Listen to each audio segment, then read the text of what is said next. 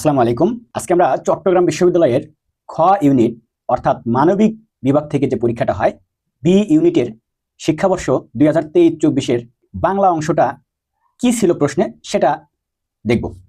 1 নম্বর, সিরাজউদ্দৌলা নাটকে ওয়াটসনের সই জাল করেছিল কে? এটার উত্তর হবে সি, লুশিংটন। সিরাজউদ্দৌলা নাটকে ওয়াটসনের সই, টিপ সই জাল করেছিল, নকল করেছিল লুশিংটন। এটা আমরা মনে রাখবো। 2 নম্বর, হিউম্যান ডিগনিটি এর অবিচ্ছেদ্য সম্পর্ক রয়েছে কিসে?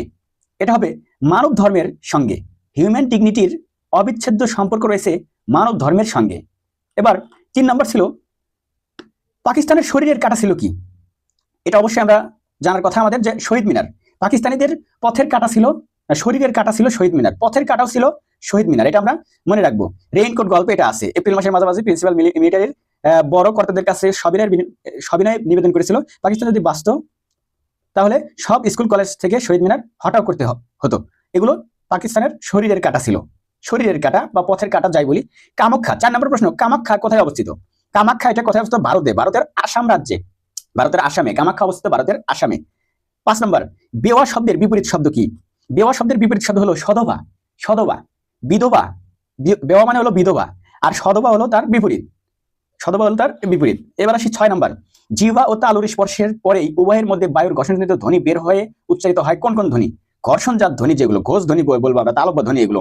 আচ্ছা, জিহ্বা ও তালুর স্পর্শের পরে উভয়ের মধ্যে বায়ুর ঘর্ষণজনিত ধ্বনি বের হয়ে উচ্চারিত হয় চ, ছ, জ, ঝ। আমরা এগুলো উচ্চারণ করার সময় দেখবো যে তালুতে সবসময় এগুলো লাগে, তাই এগুলোকে তালব্য ধ্বনি বলা হয়। চ, ছ, জ, ঝ এগুলো ঘর্ষণজনিত ধ্বনি বের হয়ে উচ্চারিত হয়, এগুলোকে বলে তালব্য। তালব্যের সাথে ঘর্ষণ খায়। চ, ছ, জ, ঝ, জিহ্বা ও তালুর পরেই উভয়ের মধ্যেই যে ঘর্ষণজনিত ধ্বনি বের হয় সেটা হলো এই চ, ছ, জ, ঝ এই বর্ণগুলো। 7 নম্বরে ছিল আট কপালে, এর অর্থ কি? আট কপালে এটা হলো হতভাগ্য। আট কপালে মানে হতভাগ্য। 7-এর উত্তর এখানে কি দেওয়া আছে? হতভাগ্য। 7-এর এ নাম্বার দেওয়া আছে। আট কপালে অর্থ হলো হতভাগ্য, আট কপালে। আচ্ছা, এবার দেখবো এখানে আট বলতে বোঝানো হচ্ছে ছোট, আট কপালে। 8 নম্বর প্রশ্ন কি ছিল? ইউনানিমাস এর পারিভাষিক শব্দ কি? ইউনানিমাস এর পারিভাষিক শব্দ হলো সর্বসম্মত। সর্বসম্মত, ইউনানিমাসের অর্থ ছিল সর্বসম্মত। এর পারিভাষিক শব্দ সর্বসম্মত, বাংলার অর্থ আনঅ্যানিমাস। ইউনানিমাস না, এটা আনঅ্যানিমাস হবে, সর্বসম্মত। এর উত্তর হলো সি। 9 নম্বর, কাজী নজরুল ইসলাম বাঙালি পল্টনে যোগদান করেন কবে? 1917 সালে হবে এটা। কাজী নজরুল ইসলাম বাঙালি পল্টনে যোগদান করেন 1917 সালে। আবার লেটর দলে যোগদান কবে সেটা আমাদের মনে রাখতে হবে। কাজী নজরুল ইসলামের যে গুরুত্বপূর্ণ বিষয়গুলো ছিল সেগুলো আমাদের মনে রাখতে হবে। লেটর দলে যোগদান তার 12 বছর বয়সে। তার জন্ম সাল থেকে সালের সাথে এই 12 বছর যোগ করলে যে সাল সেটা হবে লেটর দলে যোগ দেওয়ার সময়। জন্মগ্রহণ করছেন 1899 সালে। যদি জন্মগ্রহণ করেন তিনি, তাহলে 12 বছর পর তার বয়স হবে হলো সালটা ছিল তার 12 বছর বয়সে, তার সালটা ছিল কত? 1899 যোগ 1911 সালে, তাহলে তিনি দলে যোগ দেন। আচ্ছা, এবার আসি 10 নম্বর ছিল একটা গান শোনাও। এখানে একটা, এটা কি শব্দ? এটা হলো অনির্দিষ্টতা জ্ঞাপক। একটা গান শোনাও, এটা হলো ইনডিফিনিট আর্টিকেল, এখানে নির্দিষ্ট করে বোঝানো হচ্ছে না কোনো কিছু।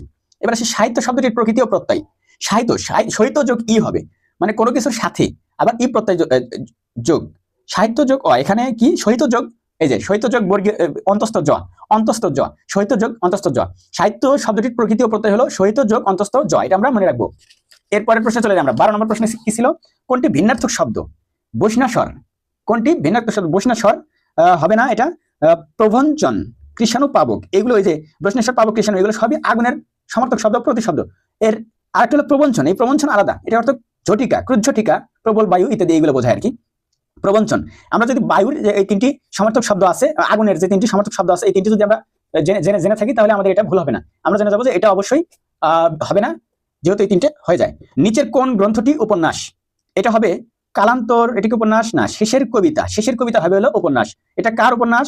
শেষের কবিতা হলো রবীন্দ্রনাথ ঠাকুরের একটা উপন্যাস, এটা আমরা অবশ্যই খেয়াল রাখবো। শেষের কবিতা হচ্ছে রবীন্দ্রনাথ ঠাকুরের একটি বিখ্যাত উপন্যাস, শেষের কবিতা। সম্ভবত তিনি জীবনের শেষে লিখছেন। 21-এর কৃষ্ণচূড়া, 14 নম্বর প্রশ্ন। 21-এর কৃষ্ণচূড়া কি? 21-এর কৃষ্ণচূড়া হলো চেতনার রং। 21-এর কৃষ্ণচূড়া হলো চেতনার রং। এবার 15 নম্বর প্রশ্ন। মৃতের আত্মহত্যা গল্পগ্রন্থের লেখক কে? আবুল ফজল। এটা হবে আবুল ফজল। 16 কাঁথা কম্বলটা চুবিয়ে রাখিলে জলে কি জানি কি হয়? কার উক্তি? এটা হবে ডি, পিসির উক্তি। কাঁথা কম্বলটা চুবিয়ে রাখি জলে কি জানি কি হয়, এটা হলো পিসির উক্তি।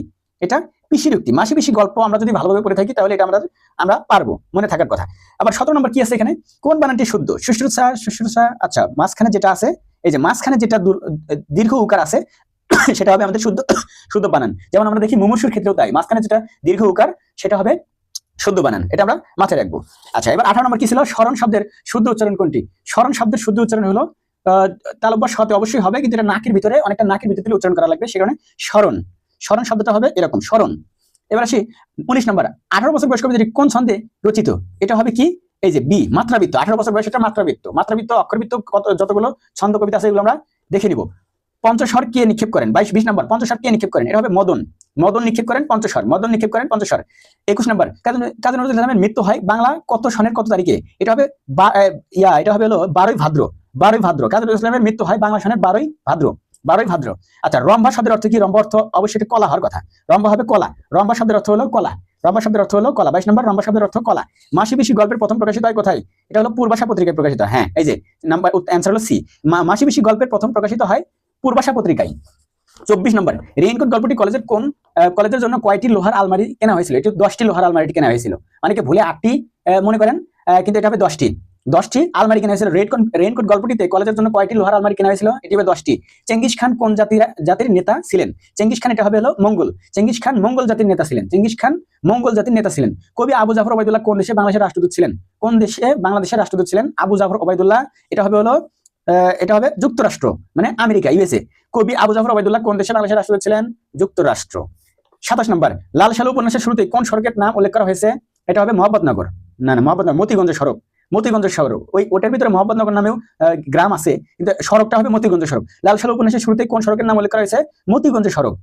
এই যে শুরুতেই আছে, এক সময় ঘুরতে ঘুরতে তাহিরদের নৌকা মতিগঞ্জের সড়কটার কাছে এসে পড়ে।